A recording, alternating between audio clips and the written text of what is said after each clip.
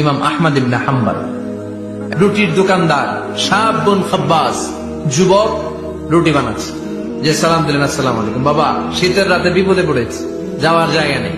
তোমার যে চুলাতে তুমি রুটি বানাও, এই চুলার পাশে বসে যদি সারা রাত আমি কাটিয়ে দেই আর চুলা থেকে আগুন পোয়াই, তোমার কি কোনো ক্ষতি হবে?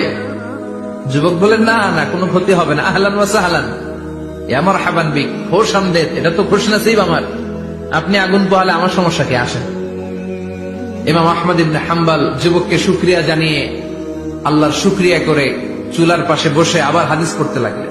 কিন্তু তিনি লক্ষ্য করলেন যে যুবকটা একটু পর পর আওয়াজ করে পড়ে আস্তাগফিরুল্লাহ। কি পড়ে? আটা দিয়ে রুটি বানায়, পড়ে আস্তাগফিরুল্লাহ।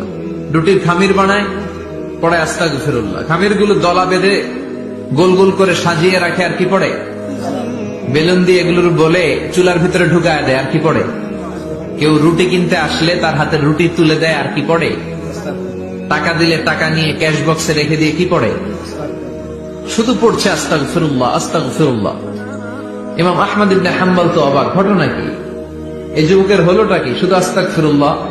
তিনি হাদিসের কিতাবটা বন্ধ করে যুবককে জিজ্ঞেস করলেন, বাবা, আসার পর থেকেই দেখছি তুমি শুধুই পড়ছো আস্তাগফিরুল্লাহ, আস্তাগফিরুল্লাহ, আস্তাগফিরুল্লাহ। ঘটনাটা কি?